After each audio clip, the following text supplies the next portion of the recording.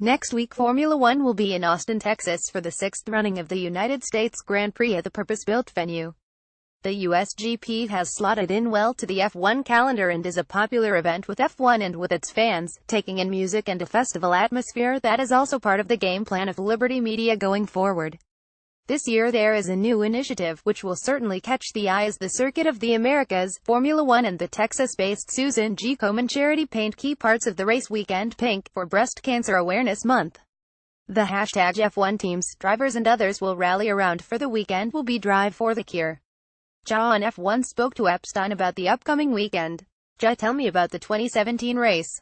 How's it all coming together? This being our sixth year, it's much smoother and we're able to focus on even adding more things for the fans. A big area of our focus is the fan experience, and while the F1 race itself is less than 2 hours, we have over 12 hours of entertainment each day. We will continue to grow the festival side of the experience. The concerts absolutely work. People, when they buy a ticket, they're buying it for entertainment, and whether you're a fervent F1 fan, a racing fan or just a fan of a good time with friends and family, we try and create an experience that fits it all. Did you see F1's audience break down into groups such as excitables, purists, sociables, and so on? They've identified the US and China as two areas that need a lot of resources because that's where they feel that the greatest growth is coming from. They're mirroring your efforts and it's like the sport has moved towards your approach. Well, we took a lot of heat and criticism for it, because the racing purists were a little resistant at first, but we found the people can only focus so much of their attention on the racing. However, we could still give them a lot more. The answer to your question is that it makes common sense to go where the money is. It definitely seems to be working. What have you experienced so far 9 months into the new F1 management, with Chase Carey and Sean Bratches? What have you seen so far and what are the pros and cons of their changes? Well, we've seen an internal enthusiasm just explode within F1, employees and management, which is encouraging to us. In terms of substantive changes, I think we'll see those over time. I think everyone's learning their roles. A lot of new roles, so we'll see. They haven't been here yet, into the circuit yet. So let's wait and see. I don't know if they fully realize what they have here. I see. Might Austin be an underexploited asset? Yep. I love the way you called it an underexploited asset. I wish I used that. That's really well put, because there are so many opportunities here and ways you could establish a real showcase home base for F1 in the US, and I think they'll appreciate that much more after they experience it. If F1 management don't leave the paddock area, it's very hard for them to really appreciate how much it's grown this year. We've added 2 new huge areas, particularly the infield. We're opening a large infield in the track surrounds, and this year fans will be able to go in there and there's a whole party zone with everything from demonstrations, rides and sports bars to being able to be surrounded by the cars by almost 360 degrees. Like Turn 1 at Indianapolis Chaos. The Snake Pit, well, take that. You've always said that you want more races in your time zone, which helps spread the word about your sport, so it certainly looks as though they're going to put some sort of second race in the US into a destination city, like Miami or New York, presumably a street race. You'd welcome that? We do. I think absolutely anything that brings attention to the sport helps it grow. If a race in destination city doesn't add to the true growth of the fan base, then it just hurts the promoters.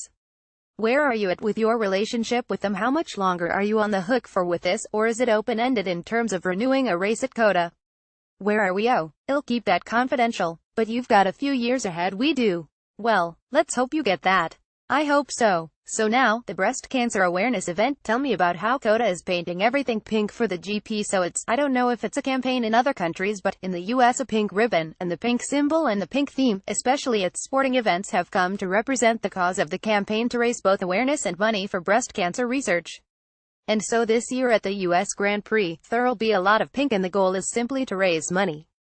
F1 is partnering with the Susan G. Komen Foundation to raise awareness for breast cancer research, and I think using the global platform of F1 to raise awareness is of tremendous value to those people whose lives would be bettered by those advancements to breast cancer research.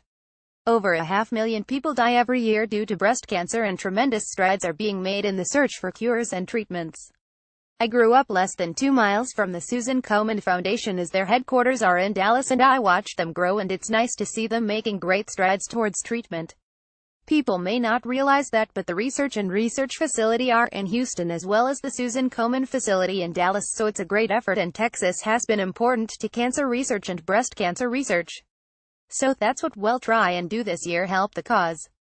The Susan Komen Foundation believe that they could have the death rate halved in 10 years. And I think they're well on their way, so people around the track or the drivers, they'll be aware of it. So great strides are being made. Note there will be many highly visible aspects to this program during the GP weekend as the Komen Foundation stages something of a takeover on F1, which has not been done before. Even the microphones on the podium will be pink, we are told. ESPN is taking over from NBC to broadcast F1 in the USA. What are your thoughts on that? NBC was a very good partner to us, but I can absolutely see what ESPN wants to do for the sport, and Sean's got a strong background there, and I think he'll know their strengths, make the most of them, and know how best to use them. Finally, the championship battle. Well, saw what happened in Japan, but it's been a great championship with Ferrari versus Mercedes, Hamilton versus Vettel. Your thoughts on the sporting spectacle and the competition? It's fantastic. I think the battle has been even closer than the points show today. Hamilton's dominated the last several years at our circuit, but I think it's been just clearly a result of the car. So this year, I'm excited to see what happens. But I don't want to upset Lewis to say it's just been the car. He's been a good friend to us, but I think he'll have a battle on his hands. Ferrari versus Mercedes is kind of exciting. Two big names that everyone in America understands. Absolutely. Did you just automatically count Red Bull out? I'm talking about the championship battle this year. I know, but those guys did okay last week. Oh yeah, they're in the fight for the race win. You know what I have to say, we really focus on who's gonna win the race, and our fans are really focused on that, more so than thinking about what happens over the whole year. Are you excited about the USGP this year? Have your say in the comment section below.